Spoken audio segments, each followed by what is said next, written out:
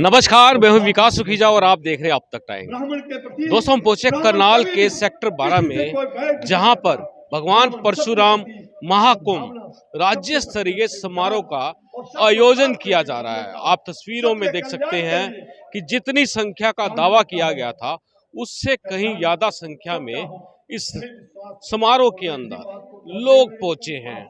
हरियाणा के दूर दराज इलाके से काफी लोग पहुंचे हैं। आप मंच देख सकते हैं। हरियाणा के मुख्यमंत्री यहां पर उपस्थित हैं। रोहतक के सांसद अरविंद शर्मा उपस्थित हैं। भाजपा के अध्यक्ष हरियाणा के वो भी यहाँ उपस्थित हैं। रामविलास शर्मा जी पूर्व मंत्री उपस्थित हैं। रोहतक के सांसद अरविंद शर्मा उपस्थित है। और बात करें तो करनाल के सांसद संजय भाटिया सहित और भी काफी नेता, ब्राह्मण नेता, साधु संत भी उपस्थित हैं। आप तस्वीरों और बात करें तो यहाँ पर प्रदेशाध्यक्ष ओम प्रकाश धनखड़ भी खास तौर पर उपस्थित हैं। ये तस्वीरें जो हैं एक सबसे बड़ी ये बात साबित करती है कि हरियाणा के अंदर जो मनोहर सरकार का कार्य चल रहा है उससे लोग काफी संतुष्ट दिखाई दे रहे हैं। इस रैली पे उपस्थित लोगों ने ये बात बिल्कुल क्लियर कर दी है। आप देख सकते हैं भारी संख्या में यहाँ लोग पहुंचे हुए हैं। और खास तौर पर बता दें कि थोड़ी देर बाद हम आपको सुनवाएंगे इस रैली को मुख्यमंत्री ने संबोधित करते हुए क्या कहा है। चलिए आपको दिखाते हैं पूरी तस्वीरें।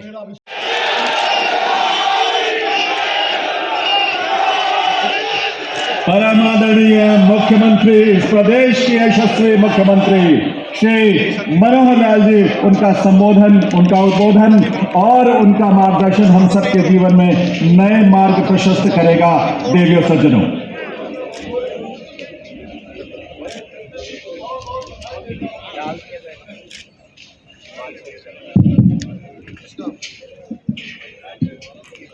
बोल भगवान परशुराम जी महाराज के, बोल भगवान परशुराम महाराज के, दादा लक्ष्मी जी के, दादा लक्ष्मी जी के।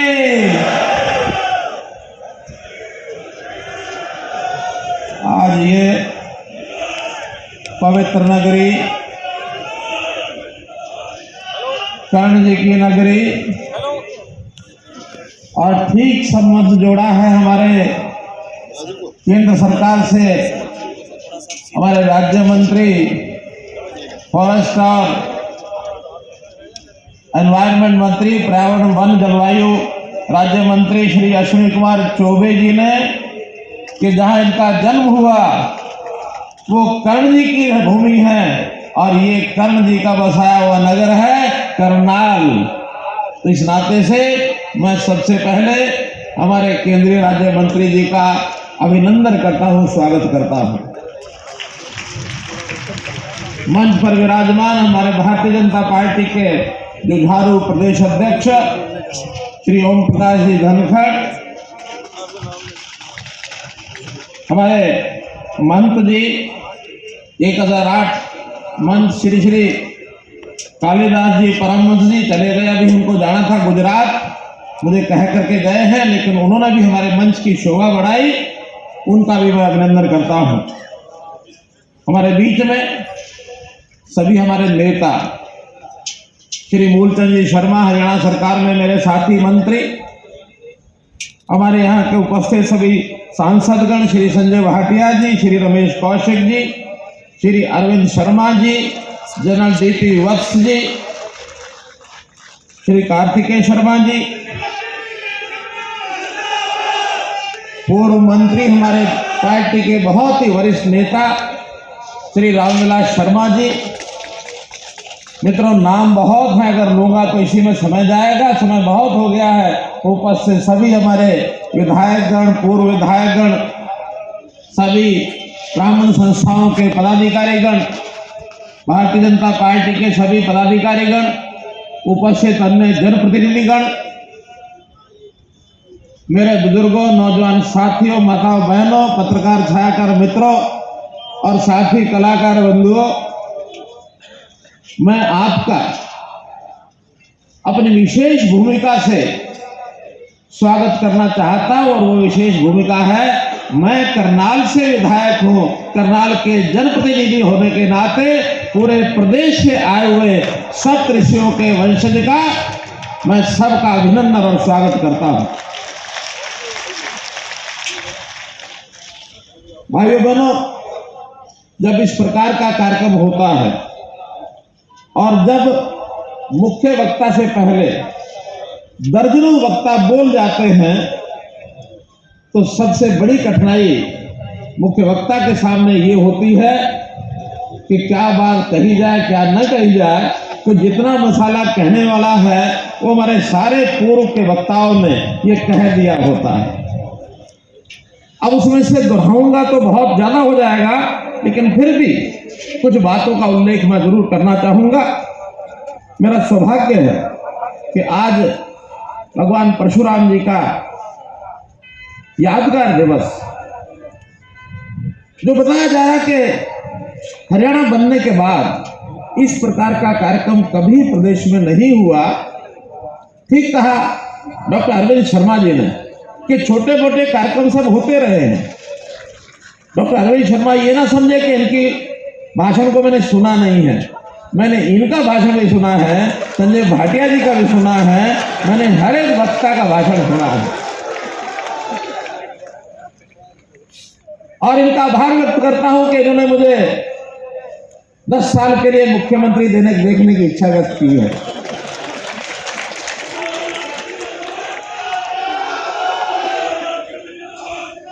और जहां तक आगे का विषय है, अरविंद जी की इच्छा ध्यान में आई, लेकिन मित्रों भाइयों बहनों, ये सब जनता का कमाल होता है, ये विधायकों का कमाल होता है और ये पार्लियामेंट्री बोर्ड का हमारा निर्णय होता है। भारतीय जनता पार्टी में कभी भी कोई व्यक्ति चाह करके भी ऐसा नहीं कहता कि मुझे मुख्यमंत्री बनना है। इच्छा रखने में कोई आपत्ति नहीं। जितने विधायक हैं चुनाव लड़ने से पहले भी अपनी इच्छा मन में रख सकते हैं, चुनाव जीतने के बाद तो रखना में कोई आपत्ति नहीं है। जितने सांसद हैं वो भी अपनी इच्छा रख सकते हैं। सांसद अगर मुख्यमंत्री बनता है तो इतना ही है, उसको विधानसभा का दोबारा से चुनाव लड़ना पड़ता है और जो सांसद अपने 9 विधानसभा में जीत गया तो एक विधानसभा तो जीत ही सकता है। इसलिए मित्रों भाई बहनों, मेरी सबके प्रति सद्भावना, शुभकामना, सबको आगे बढ़ना है और खास करके युवा पीढ़ी, जिस ब्राह्मण समाज के युवा पीढ़ी ने आज इस कार्यक्रम को सफल किया है, हजारों की संख्या में पूरे प्रदेश से जो आज लोग आए हैं, मैं उनका विशेष तौर पर अभिनंदन करना चाहता हूं, क्योंकि आज का युवा कल को प्रदेश, देश, दुनिया सब में अपना नाम करने वाला है। अपने देश का नाम सब जगह ऊंचा करने का काम हमारा आज का युवा करेगा। तो मैं इस समय पर जो कार्यक्रम है भगवान परशुराम जी के यादगार के दिवस पर, मैं उनको नमन करता हूं, क्योंकि भगवान के नाम से इसलिए हम जानते हैं कि वो ब्रह्म ज्ञानी थे, बहुत विद्वान थे, शस्त्र में भी विद्वान थे, शास्त्र की कला भी उनके पास थी और अपने विचार के साथ अगर किसी का तालमेल न खाए, अगर किसी के ऊपर अन्याय हो रहा है तो अन्याय के विरुद्ध अपना हथियार उठाने में उन्होंने कभी भी संकोच नहीं किया। बड़े से बड़ा उन्होंने ऐसा कर्म कर डाला जो आज हमारे लिए आदर्श के रूप में, सिद्धांत के रूप में जिसको अपना सकते हैं। तो ऐसे अवसर पर मैं उस महान प्रक्रमी, तेजस्वी और गरीबों के उद्धारक भगवान परशुराम जी को अपनी ओर से, हरियाणा सरकार की ओर से, हरियाणा की जनता की ओर से नमन करता हूं।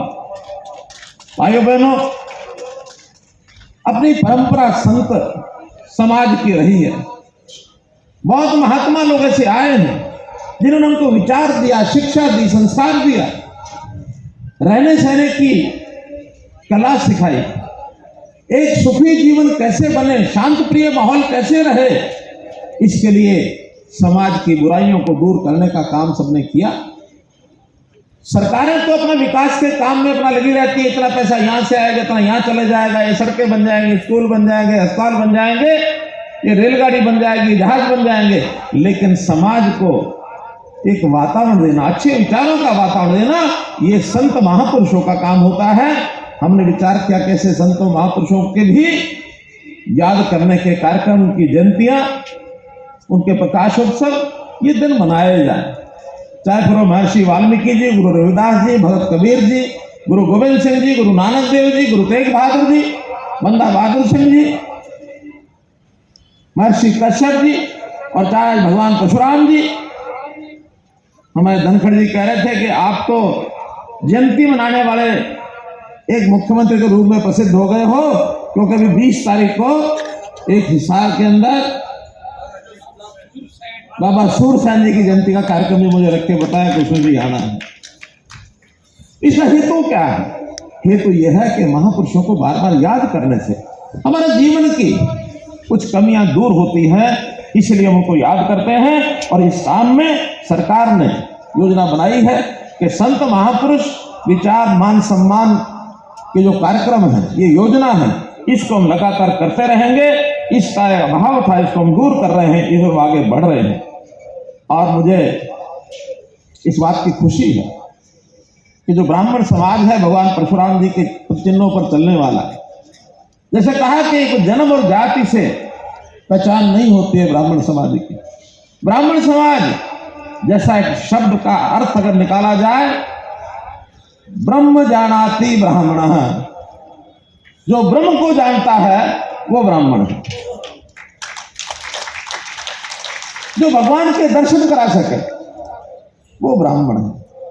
ब्राह्मण को ज्ञान है, ज्ञान भक्ति भाव वो सिखाता है, सदाचार वो सिखाता है, शिक्षित वो करता है, कुशलता वो सिखाता है। बहुत से ऐसे गुण होते हैं व्यक्ति के, उन गुणों को आगे बढ़ाने के लिए और समाज को एक दिशा देने का काम ये हमारा समाज करता है। और हाँ, अन्याय के साथ लड़ाई का काम भी भगवान परशुराम जी की सोच की देन है। अन्याय सहन नहीं करना है। जीवन के अंदर वर्गों का संघर्ष चलता रहता है, तो अन्याय के प्रति सचेत होकर के उसका मुकाबला करना।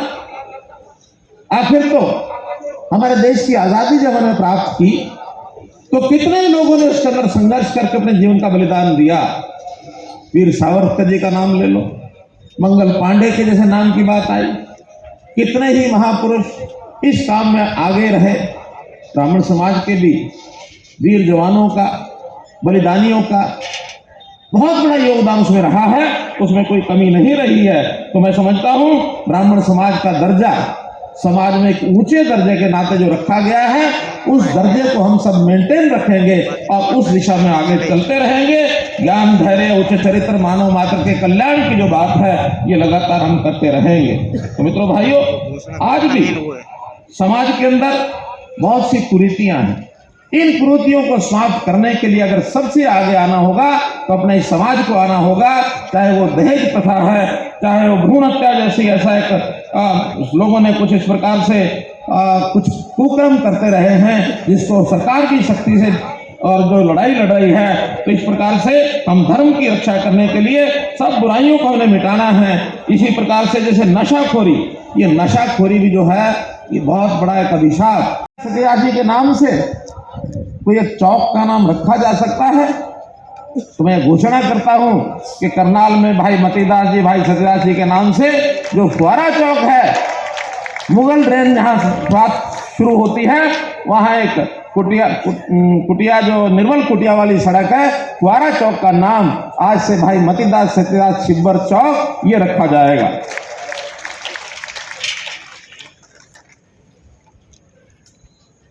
जैसा हम जानते हैं, जैसे मैंने उल्लेख किया दादा लक्ष्मीचंद जी का, दादा लक्ष्मीचंद जी की रागनियों ने हरियाणा के प्रदेश की जनता को कितना उसमें कुरेदा, कितना उनको दिशा देने का काम किया। अभी पिछले दिनों में दादा लक्ष्मीचंद जी की फिल्म आई थी, मैंने स्वयं देखी है। जरा एक बार पूछना चाहता हूं, आप लोगों में से दादा लक्ष्मीचंद जी की फिल्म किसने देखी है? जरा हाथ खड़े कर। बहुत लोग अभी नहीं देख पाए हैं, आधे ही लोगों के हाथ खड़े हैं। मेरा निवेदन है आपसे कि दादा लक्ष्मी चंद जी का अभी तो भाग 1 आया है, भाग 1 और भाग 2 दोनों देखने चाहिए। उनकी जीवन से, उनकी रागनियों के माध्यम से बहुत कुछ मिलता है।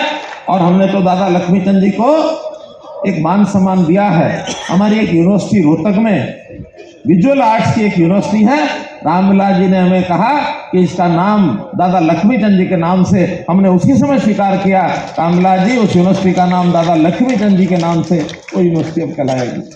तो इस प्रकार से हम संतों महापुरुषों के शुभ काम लगातार इसमें लगे हैं, कर रहे हैं। हमारा इतना ही मानना है कि हम जो समाज के लोग हैं, सर्वस्व समाज को अपना मान करके चले। हम कभी भी विचार न करें कि हमारी एक जाति अलग है। हम सारे समाज को दिशा देने का काम ये ब्राह्मण समाज का है। अगर मैं इतिहास के एक पन्ने पर जाता हूं तो आचार्य चाणक्य को उनके पिताजी ने कौटिल्य का नाम दिया। एक विद्वान अर्थशास्त्री बहुत बड़े हुए। हमारे इतिहास में ये बहुत सी घटनाएं उनके नाम से आती हैं। एक घटना ये भी है कि उन्होंने, और जब राजा का चयन हो रहा था तो उन्होंने चंद्रगुप्त का नाम लिया।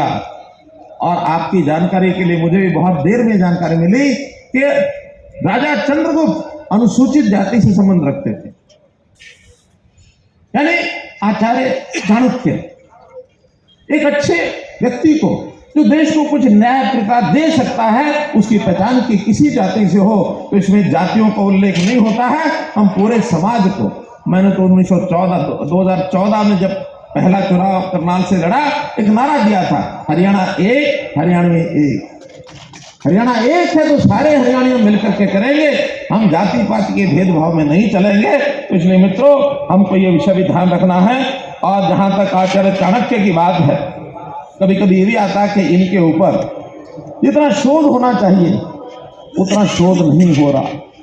तो मैं ये घोषणा और करता हूं कि महर्षि दयानंद यूनिवर्सिटी, उसमें आचार्य चाणक्य के नाम से एक चेयर स्थापित की जाएगी, ताकि उनका जो है पूरे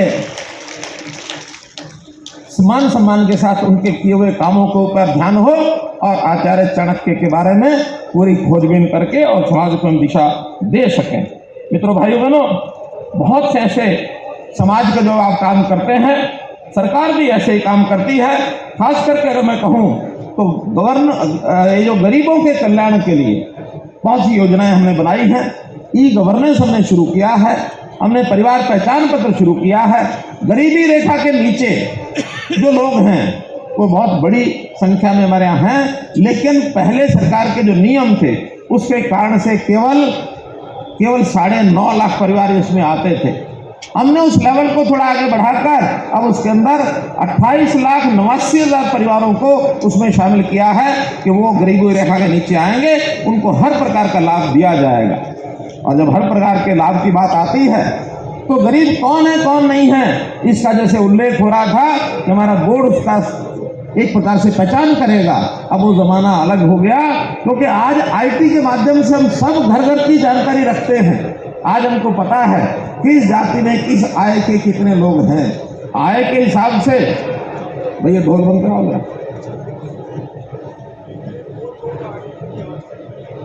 तो ये आय के हिसाब से, गरीबी तो आय के हिसाब से ही होती है। तो हमने 1,20,000 के बजाय 1,80,000 तक भी जो परिवार आ जाएंगे उनको गरीबों का सब लाभ मिलेगा।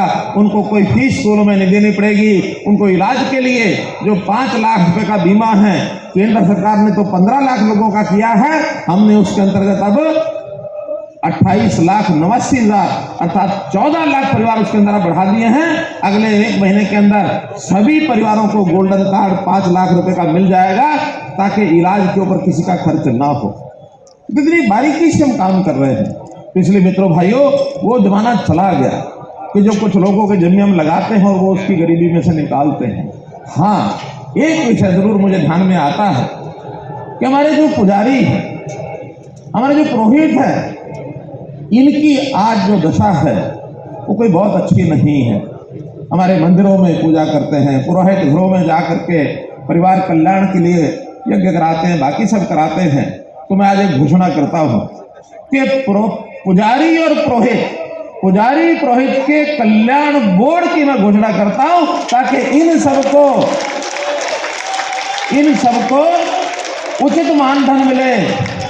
और उसमें भी इनका जो काम है, एक पुजारी को कुशल वर्कफोर्स, एक कुशलता के नाते जैसे अलग अलग पे स्केल होते हैं, तो एक कुशलता के आधार पर इनका मिनिमम वेजेज, न्यूनतम आय, इसको फिक्स किया जाएगा, ताकि इससे नीचे किसी पंडित पुजारी या जो पुरोहित का काम करने वाले लोग हैं उससे नीचे पैसा ना मिले। हम एनफोर्स करेंगे कि इनको वो पैसे का लाभ इनको मिले। एक विषय आया है कि किसी एक संस्था का नाम भगवान परशुराम के नाम से रखा जाए, तो हमने तय किया है कि प्रदेश में स्वास्थ्य व्यवस्थाएं ठीक करनी है, मेडिकल की व्यवस्थाएं ठीक करनी है। पहले तो मेडिकल की व्यवस्थाओं को ठीक करने के लिए जो हमारा गौड़ ब्राह्मण आयुर्वेदिक कॉलेज है, हर साल उसको सीटों के लिए सैंक्शन मांगनी पड़ती है। तो आपकी जानकारी के लिए इस साल की 100 BAMS की सीटें ये मंजूर करके हमने भेज दी हैं, ताकि 100 बच्चों को और एडमिशन मिल जाए। और साथ ही वहां पर MS और MD की मांग है, 7 सब्जेक्ट में 5-5 सीटें, 35 MS MD की सीटें भी हम अपनी ओर से मंजूर करके केंद्र सरकार को भेज रहे हैं, ताकि तुरंत वहां से परमिशन मिले और इस बार का MS और MD का एडमिशन उन बच्चों को वहां मिल सके। और ऐसा ही एक संस्थान के नाम की जो बात मैं कह रहा था, हमारे मेडिकल कॉलेजेस बन रहे हैं, लगभग हर जिले में एक मेडिकल कॉलेज हो जाएगा। अभी कैथल मेडिकल कॉलेज की नींव ये रखी जा चुकी है, लेकिन नाम नहीं रखा था। हमने तय किया है कि कैथल मेडिकल कॉलेज का नाम भगवान परशुराम मेडिकल कॉलेज रहेगा। ये भी जानकारी आपको देना है। मित्रों, सरकार के कामों में जैसा मैंने बताया, हमने अंत्योदय के नाते जो काम किए हैं उसके अंदर व्यवस्था परिवर्तन में मुख्यमंत्री अंत्योदय परिवार उत्थान योजना, जिनकी परिवार की आय 1 लाख रुपए से कम है, इन सब की आय को कैसे 2 लाख से ऊपर किया जाए, इसके लिए सरकार काम कर रही है। लगभग 32,000 परिवारों के लिए सहायता जो मंजूर कर दी है, उनको लोन मिलेगा, बैंक से मिलेगा, नहीं तो उनको नौकरी मिलेगी। ये सारा हम काम कर रहे हैं। और जो हरियाणा कौशल रोजगार निगम है, उसमें भी बहुत लोग आलोचना कर रहे हैं इसकी कि आय का कौन सा पैरामीटर होता है नंबरों का। हमने कहा नहीं, जो सबसे ज्यादा गरीब है उसको सबसे ज्यादा नंबर देंगे। अगर 1 लाख से नीचे आमदन है तो उसको 50 नंबर देंगे, 1,80,000 है तो उसको 40 देंगे, उसके ऊपर 30, 20 और आखिर में 10 नंबर, ताकि जिसके परिवार में कोई कमाने वाला है ही नहीं, अगर वो योग्यता रखता है तो पहले उसको नौकरी क्यों ना दी जाए। बोलो, गरीब को पहले नौकरी मिलनी चाहिए कि नहीं मिलनी चाहिए? गरीब को पहले नौकरी मिलनी चाहिए। हम समाज के उस प्रकार के काम कर रहे हैं जो आज तक किसी सरकार ने नहीं किया। हमने कहा कि जिसके घर में एक भी सरकारी नौकरी नहीं है उसको ज्यादा नहीं तो 5 नंबर अतिरिक्त दे दो, ताकि शायद उन 5 नंबरों के कारण से भी वो आगे बढ़ के आ सके। और आपकी जानकारी के लिए जितनी सरकारी नौकरियां मिल रही हैं, लगभग 60% लोग ऐसे हैं जो केवल इन 5 नंबरों के अतिरिक्त मिलने के कारण से ही आ रहे हैं। 60% लोग ऐसे। तो मित्रों, हम ऐसी बहुत सी योजनाएं, खास करके आयुष्मान का जैसे मैंने बताया, आयुष्मान भारत के साथ साथ चिरायु भारत एक नई योजना शुरू की है। और ऐसे ही हर व्यक्ति के शरीर का स्वास्थ्य परीक्षण हो, ये योजना भी मैंने बनाई है, जिसका नाम रखा है निरोगी हरियाणा। अब इसमें क्योंकि बहुत सी व्यवस्था करनी पड़ती है, जो हमारे हॉस्पिटल्स हैं, चाहे वो सामुदायिक स्वास्थ्य केंद्र हैं, CHC, PHC, डिस्पेंसरी, सब जगह उनके परीक्षण की व्यवस्था की जाएगी, ताकि अगले 1 साल के अंदर अंदर जब भी जो जहां जाएगा उसका परीक्षण होगा। 1,25,00,000 लोगों का परीक्षण इस साल के अंदर हो जाएगा, आधी से ज्यादा आबादी, ताकि किसी को कोई बीमारी हो गई प्रारंभ में उसको चेक किया जा सके और उसको इलाज की तरफ आगे बढ़ सके। मित्रों, भाइयों बहनों, नौकरियों के मामले में हमने जो पारदर्शी काम किए हैं उसका बहुत बड़ा बोलबाला है, लेकिन हमारे विपक्षी मित्र हैं, उनको कोई मुद्दा तो मिलता नहीं है। नीति बारे में कुछ नहीं कहते हैं, लेकिन छोटी छोटी बातों को लेकर के और ऐसी बातें उठा के लाएंगे, ये तो जो है और सरकार फेल हो गई है, सरकार को बदल देना, ये करना वो करना। कहीं भी किसी एक नाली में से पानी मानो निकल रहा है, उसी का फोटो लेके डालेंगे। कभी भी किसी नहर में से छोटी मोटी, अरे हजारों किलोमीटर लंबी नहरें, नालियां, सड़कें ये हैं। अब ये चलने वाला लगातार काम है। सड़क बनी है तो कोई खड्डा होगा ही, लेकिन उस खड्डे की साथ मरम्मत हो जाए। नई सड़कें भी बनेंगी, बरसात के अंदर नहीं बन सकती, सर्दी में भी जनवरी के बाद बनती हैं, ये सबको पता है। लेकिन हर छोटी बड़ी बात में से और बड़े बड़े विषय निकाल के लाएंगे। और आजकल ये सोशल मीडिया का शौक जो लोगों को हो गया है, इसमें तो रोजाना और कुछ नहीं तो रात को मुख्यमंत्री बदल करके सोने की आदत हो गई है। ये मुख्यमंत्री गया, ये गया, कल और दूसरा मुख्यमंत्री आएगा। अरे भाई, आ जाए या ना आ जाए, आपको काम चाहिए। भारतीय जनता पार्टी का जो मुख्यमंत्री होगा, जो प्रधानमंत्री होगा, वो जनता के हित में काम करेगा। ये हमारी विचारधारा का हिस्सा है, ये हमारी उपलब्धियों का हिस्सा है, ये हमारे मैनिफेस्टो का हिस्सा है। व्यक्तियों के हिसाब से कुछ बदलता नहीं है। इसलिए मित्रों, भाइयों बहनों, हम सब काम करने वाले हैं, टीम के रूप में काम करने वाले हैं और टीम के रूप में ही निर्णय करते हैं। किसी एक मैनिफेस्टो, किसी एक सोशल मीडिया और क्या बोलते हैं उसको, फेसबुक के माध्यम से, ट्विटर के माध्यम से ये निर्णय नहीं होते। हाँ, मजे लेने वाले लोग लेते हैं, मजे लेने वाले लोग लेते हैं। और मैं तो कहता हूं भाई, जिसने करते करते थक जाओ ना, मेरे पास फिर आ जाना, फिर मैं कुछ और बता दूंगा तुम्हारे लिए काम करने के लिए। तो मित्रों, भाई बहनों, नीतियों की कोई समीक्षा करता नहीं है। विपक्ष के लोग लगातार कोई ना कोई छोटी छोटी बातों की जो आलोचना करते हैं, और कुछ भी बात न मिले तो छोटे छोटे धरने प्रदर्शन, उनको उकसाने की बात करते हैं। चल 10 लोग धरने पर बैठ जाओ, तुम अपनी मांग बना के लाओ। हम कहते हैं धरने प्रदर्शन के बिना आप हमको आके बता दो। हमारे बहुत तरह के पोर्टल खुल गए हैं, सीएम विंडो, जिसके ऊपर 12 लाख लोगों ने अपनी ग्रीवेंसेस डाली हैं। मैं हर जिले में जा रहा हूँ, 500-500, 700 लोगों की बात सुनता हूँ, अधिकारी साथ जाते हैं। आपको धरना प्रदर्शन की जरूरत ही क्या है? पहले आके बताओगे, योग्य समय पर समस्या का हल हो जाएगा। समस्याओं का हल करने के लिए बहुत योजनाएं हमने बनाई हैं। हर दिन किसी एक योजना को पकड़ के इसको हल कैसे करना है, समस्याओं का समाधान, विवादों का समाधान, मेरा खुला चैलेंज है। आप समस्या के लेके आओ, मनोहर लाल का नाम समाधान है। हर चीज का समाधान हमारे पास हम करेंगे, हर चीज का करेंगे। कोई विकास की बात है, कोई डिमांड है, मांग है, कोई पैसे की कमी नहीं है। 1,77,000 करोड़ रुपए का पिछली बार हमने बजट घोषित किया था, और इस बार और आगे बढ़ेगा। ये शोर मचाते हैं, कर्जा ज्यादा, कर्जा ज्यादा, कर्जा ज्यादा। अरे भाई, कर्जे के एक सिस्टम है। आपके समय भी 1 लाख करोड़ रुपया कर्जा हो गया था, अब 8 साल के बाद वो बढ़ेगा ही। कोई भी चीज 7 साल में, 6 साल में, 7 साल में डबल हो जाती है। और फिर हमारे पैरामीटर हैं, हम जो जीएसडीपी का 3% सालाना और टोटल कर्ज 25%, इससे ज्यादा कभी लेते नहीं हैं। हमारे सारे पास पड़ोस के प्रदेश दिवालिया हो गए हैं। उनके पास समय पर तनख्वाहें नहीं देती हैं, समय पर ठेकेदारों की पेमेंट नहीं करते हैं। हाँ, कहीं कोई गलती हो रही हो तो अपने समय में ही, चाहे पुरानी गलती हो चाहे आज के समय की गलती हो, उसको पकड़ने में, उसको दंडित करने में कभी झिझकते नहीं हैं।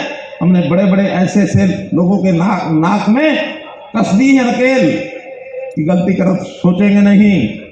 चाहे वो अफसर हो, चाहे वो नेता हो, चाहे वो जनता के आदमी हो, कर्मचारी हो, कोई गलती करता हुआ हमको ध्यान में आ जाए, रातों रात उसका बिस्तरगोरी को नहीं करते हैं, रातों रात करते हैं। तो मित्रों, ये जो विपक्ष के लोग जो आलोचनाएं करते हैं, इनसे जरा पूछना चाहिए कि तुमने अपने टाइम पर क्या किया था।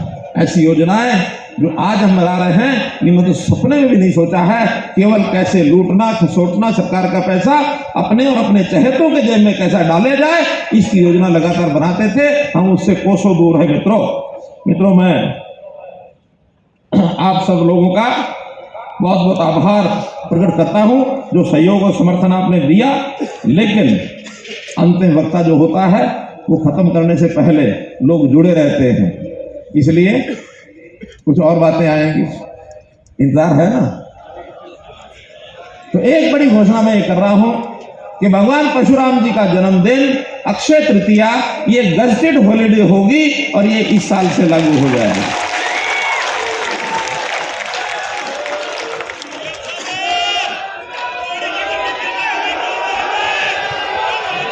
इसी प्रकार एक विषय आया है पैरावर की जमीन का। अरे कर रहे हैं, सुन तो लो सारी। पैरावर की जमीन का विषय आया है। पैरावर की जमीन संस्थान जो भी वहां रोहतक का संस्थान है, उसका झगड़ा ये 2013 में शुरू हुआ था। 13 तक 2 बार इसको एक्सटेंड, एक बार एक्सटेंड किया गया, 2 साल पहले टाइम था, 4 साल तक बिल्डिंग बनी नहीं। फिर उसके बाद इसके ऊपर पैसा वो नहीं भरा गया तो लगातार बढ़ता चला गया और एक नोटिस को कैंसिल करने का आ गया। डिपार्टमेंट भी गांव की बजाय शहर का हो गया। एचएसवीपी ने वो जमीन जो है एक्वायर कर ली। एक्वायर करने के बाद उन्होंने भी अपना खर्चा शुरू कर दिया, तो आखिर में ये झगड़ा शुरू हुआ। मैं 2019 में गॉड ब्राह्मण कॉलेज में गया था और उस समय ये सारा विषय समझ में आया। उससे पहले हमको भी बताया नहीं किसी ने, और इस समस्या को हल करने के लिए मैंने हाँ भी की थी। और अगर गॉड ब्राह्मण कॉलेज के संस्था के लोग यहाँ बैठे हों तो 51 लाख रुपए उसमें दे के भी आया था मैं। बताओ, गॉड ब्राह्मण कॉलेज के लोग बैठे हैं, लेके आए थे ना। और वो 51 लाख आज तक भी खर्च नहीं कर पाए हैं, बैंक में यूं का यूं पड़ा है। और शायद 11 लाख रुपए और भी किसी ने दिया था। रामविलास जी 11 लाख दे के आए, ओम प्रकाश धनखड़ दे के आए। तो हम चाहते हैं कि वो कॉलेज संस्थान आगे बढ़े, लेकिन जब झगड़े होते हैं तो विभाग में से चीजों को ठीक कराने के लिए टाइम लगता है। अब खैर कहानी में जाने की आवश्यकता नहीं है, वो समस्या का हल हो गया है। वो जमीन पैरावर की गॉड ब्राह्मण कॉलेज को मिलेगी, ये तय है। और एक नई बात बता रहा हूं इसमें, और एक नई बात बता रहा हूं, क्योंकि इस झगड़े में 2009 से ये जमीन लीज पर ली गई थी, 2042 में खत्म होनी थी। अब चूंकि 13 साल उसमें बीत गया, कुछ हुआ नहीं। बाकी चीजों की भरपाई तो कर लेंगे, 13 साल कैसे उसमें से भरपाई करेंगे? इसके लिए किसी समाज के व्यक्ति के पास जवाब नहीं है। मैं जवाब लेके आया हूं कि अब 2022 से नए सिरे से और 33 साल के लिए 2055 तक इस लीज को रिन्यू किया जाएगा, ताकि ये 13 साल में जो आपके खराब हुए हैं इसको भी हमने 55 तक कर दिया है। इसलिए कोई समस्या नहीं आएगी। और कोई पैसा जो आपका पिछला है उसमें जो रेट है आपका लीज का, वो तो जैसा जैसा उसका नियम है वैसा बनेगा, लेकिन कोई उसी प्रकार के जो फाइन लगा है, ब्याज लगा है, पेनल्टी लगी है, वो सारा उसमें माफ कर देंगे। इसी प्रकार मित्रों,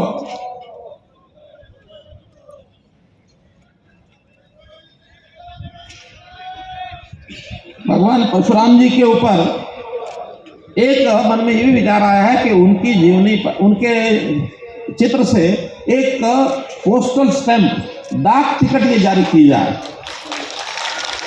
इसके लिए क्योंकि ये केंद्र का विषय है, हम हमारे जो मिनिस्टर ऑफ कम्युनिकेशन है श्री अश्विनी वैष्णव जी, उनको हम यहाँ से पत्र लिख करके, और मुझे पूरा भरोसा है उनसे हम जारी कराएंगे, ताकि कभी भी किसी अच्छे मौके के ऊपर और उनकी एक जो है डाक टिकट ये जारी की जाए।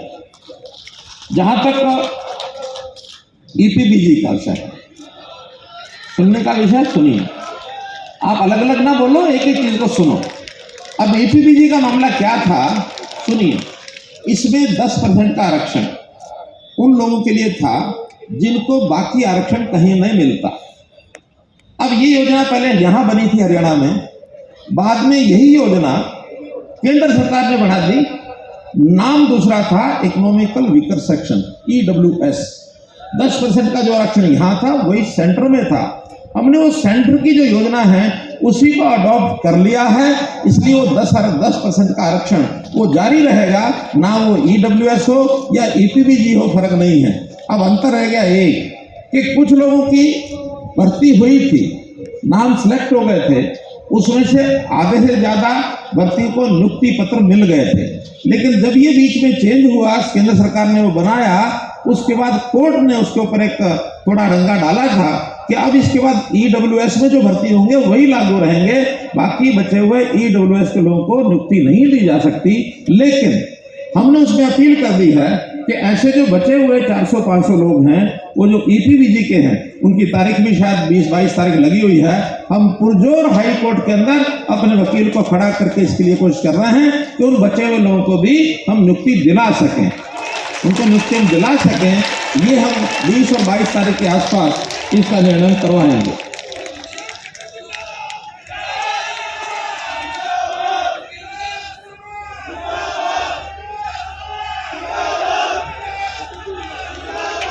अब मित्रों, एक जो विषय रह गया है जिसके बारे में अभी नीचे से आवाज उठ रही थी, और वो विषय है दौड़ीदार। मुझे पता है ये भी बहुत से लोग इससे प्रभावित हुए हैं। ये जो दौड़ीदार का कानून बना था, उस समय इस पर बहुत ज्यादा ध्यान नहीं दिया गया। बाद में जब ये कोर्ट में चैलेंज हुआ तो उसके अंदर कई बातें आई। हमने एक अमेंडमेंट उसमें किया था कि कोर्ट का जो रास्ता साफ कर दें। अब जो साफ हो गया है वो आपको बता रहा हूं कि इसके अंदर दो हिस्से हैं। एक प्राइवेट जमीन जो लोगों ने अपने पंडितों को दौड़ीदार, भोंडीदार, जो भी कुछ नाम रखे हैं, उनको दी हुई है। एक है जो सरकारी जमीन है, पंचायती जमीन है या नगर पालिकाओं की जमीन है, वो भी उन्होंने दे दी। अब जो एक्ट बना करके केंद्र की भी मोहर उस पर लग गई है, वो अभी कुछ दिन पहले ही फैसला हो गया है कि जो प्राइवेट जमीन है, लगभग 1700 कुछ एकड़ है, जो बहुत गरीब छोटे छोटे परिवारों को और मिली हुई है गांव के अंदर, वो सारी प्राइवेट जमीन का जो दौड़ीदार का एक्ट है वो फाइनल करके वो जमीन छूट गई, उनको दे दी। जहां तक सरकारी जमीन की बात है, सरकारी जमीन में भी जो ग्रामीण क्षेत्र की जमीन है, जो पंचायतों की जमीन ग्रामीण क्षेत्र की, उसमें भी यदि मकान बनाने के लिए या खेती करने के लिए थोड़ी जमीन दी जाती है, उसका भी प्रावधान मैंने करना है, पॉलिसी बनानी है। लेकिन उनको परिवारों को भी खेती के लिए और जो मकान के लिए आवश्यक जमीन, उसको छोड़ने का एक्ट भी हम बना देंगे, उसमें कहीं कोई कठिनाई नहीं आएगी। इसलिए, लेकिन जहां तक बहुत जिन्होंने धंधे व्यवसाय करने हैं, जिन्होंने करोड़ों की जमीनें वो लेकर के कुछ ने बेच भी दी हैं, कुछ ने बेचने का काम कर रहे हैं, उसके लिए थोड़ा कठिनाई आएगी। और मैं समझता हूँ समाज से बातों को समझता है। कुछ लोगों का तो लालच है, कुछ को अपना घर और अपने परिवार का गुजारा भत्ता करना, गुजारे भत्ते और जो मकान के लिए वो सारी जमीनें छूटेंगी। लेकिन जो बेच करके करोड़ों रुपए का लालच करते हैं, वो पहले ही कोर्ट ने बंद किया है, उसके ऊपर कोई रियायत नहीं दी जाएगी, ऐसा इसके अंदर एक निर्णय किया है। जहां तक करनाल की स्थानीय योजनाएं हैं, जैसा मैंने बताया है, अभी एक चौक का नाम फुआरा चौक, जो भाई मतीदास सतीदास छिबड़ चौक, वो में रख दिया है। एक जमीन का विषय आया है कि इनको कोई धर्मशाला के लिए जमीन, तो इसमें भगवान परशुराम सेवा सदन के नाम से एक 2000 मीटर का प्लॉट, ये इनको, क्योंकि वो HSP का एक नियम है, उस नियम के आधार पर अप्लाई करेंगे तो उनको दे दिया जाएगा। तो इस प्रकार से 2000 एकड़ का ये प्लॉट, और केवल करनाल में नहीं, और भी जगह पर जहां जहां जरूरत होगी धर्मशाला के लिए, आप लोग अप्लाई करेंगे तो उसमें हम पूरी कोशिश करेंगे कि जल्दी से जल्दी वो जो नियम पॉलिसी है उसके हिसाब से ये प्लॉट दिए जाएंगे। इसी प्रकार ये जो भगवान परशुराम जी का चौक है करनाल में, उसका रेनोवेशन करना है, अपडेशन करना है। जो बहुत पुराने समय से उसका रखरखाव नहीं हुआ, उसका रखरखाव भी किया जाएगा। और भगवान परशुराम चौक से गांधी चौक तक वो जो मार्ग है, जो डॉक्टर कल्पना चावला के कॉलेज के सामने वाला मार्ग है, उसका नाम भगवान परशुराम मार्ग ये भी रख दिया जाएगा, ऐसा भी हमने निर्णय लिया। एक हमने कहा है कि कोई शहर के अंदर बड़ा कोई पार्क यदि हमको मिलेगा, अभी ढूंढ रहे हैं हमारे लोग, अगर बड़ा पार्क तो मिलता है तो वहां भगवान परशुराम जी का एक स्टैच्यू ये भी लगवाया जाएगा, ऐसा भी हमने यहाँ के लोगों को विश्वास दिया है।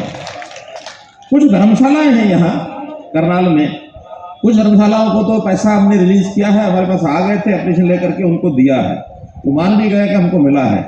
लेकिन 2-3 धर्मशालाएं ऐसी भी हैं जिनको वो मुख्यमंत्री का जो सहायता कोष होता है, जो उसमें डिस्क्रिप्शन कोटा है, वो नहीं मिलता है। तो यहाँ हमारे सुरेंद्र बड़ौता जी और बाकी संस्थाओं के जो अध्यक्ष हैं, वो सब मिल करके जिनको नहीं मिला है उनकी लिस्ट मुझे तो क्या देंगे, अपने आप वो इकट्ठा करके और उसमें बांट लेंगे। 31 लाख रुपया उन धर्मशालाओं के लिए, और ये भी घोषित किया जाता है। बात 21 लाख की कही थी, उन्होंने कहा 31 कर दो, हमने कहा 31 कर दिया, कोई दिक्कत नहीं है। तो मित्रों, ये स्थानीय कुछ योजनाएं, कुछ घोषणाएं ये मैंने की है, और जो बातें आप लोगों ने बताई उसके आधार पर जितनी रमेश कौशिक जी ने की बात कही थी कि जो काम होने वाले हैं मुख्यमंत्री जरूर करते हैं, लेकिन जो नहीं होने वाले हैं कभी झूठ बोलने का काम मैंने किया नहीं। रास्ता निकालने के लिए समय लग सकता है, लेकिन कोई चीज नहीं होने वाली है तो उसके लिए घोषणा करना ये उचित नहीं होता, वरना एक बार घोषणा होने के बाद फिर पीछे पीछे दौड़ते रहते सब लोग। आप लोगों ने इतना प्यार दिया, इतने सब बड़ी संख्या में यहाँ आए हैं, और मैं समझता हूँ समाज की चिंता, देश की चिंता, प्रदेश की चिंता आप हमारे साथ मिलकर करेंगे। जो काम आप सब करते हैं वो सरकार करती है, जो सरकार करती है वो आप सब करते हैं, और मिलकर के एक साथ हाथ से हाथ मिला करके और एक तालमेल बैठा के आपस में चले। इस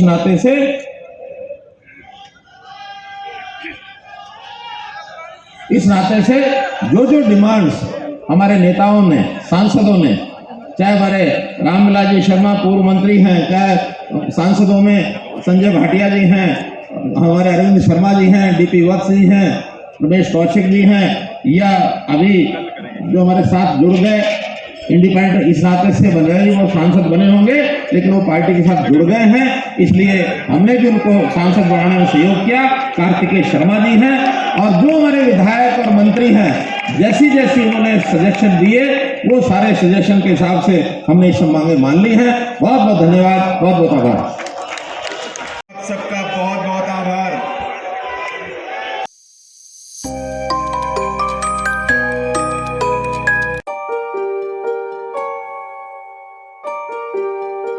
This is important for you and your loved ones. Choose a policy today from Star Health Insurance.